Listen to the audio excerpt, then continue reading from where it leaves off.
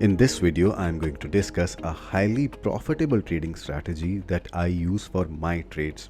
All you have to do is listen to me carefully, follow the parameters I'm telling you, and do watch the entire video. If you miss out on a few parameters or some detail that I'm sharing with you, this strategy could be a highly loss-making trading strategy. So follow the video entirely from the start to finish. Let's start. The first indicator I use gives the entry point. So here, for example, we get a sell signal and the market moves downwards. Here we get a buy signal. The market moves down a bit, but then again picks up and moves up. Here we get a sell signal. Already there is a gap down, but market still moves a little bit down. Here we have a buy signal. Over here, the market moves up. We have a sell signal here and the market moves down. Here we have a buy signal, but then the market was range bound and this was a loss making trade.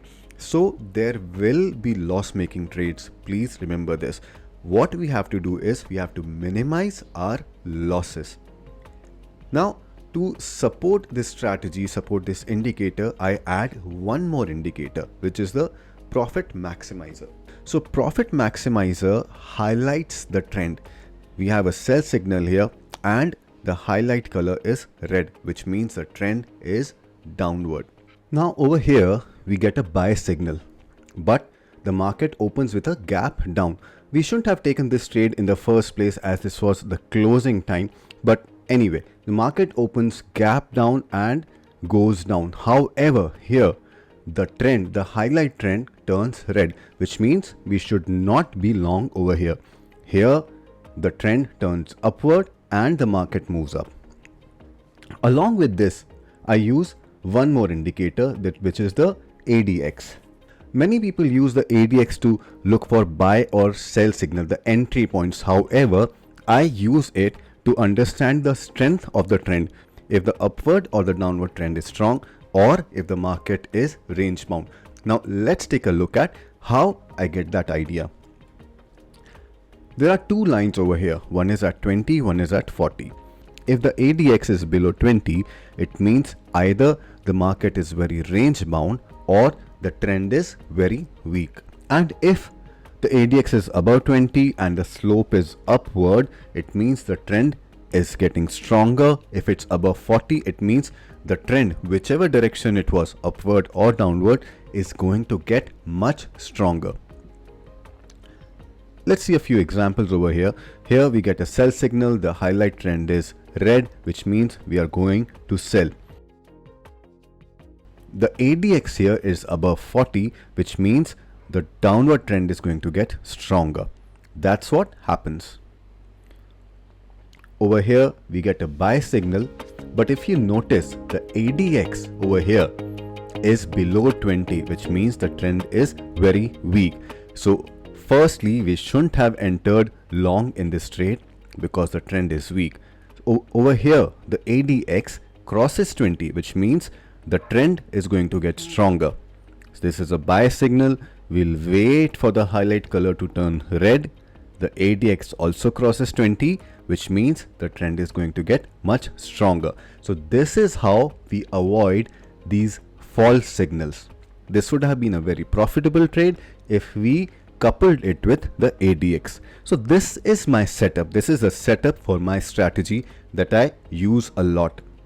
Now I'll tell you how to add these indicators and what are the parameters that I use. Please note, I do not use the default parameters. I have tweaked them and I'll show you how.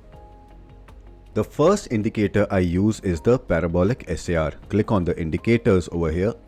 Type Parabolic Sar. And this is the one that you have to use.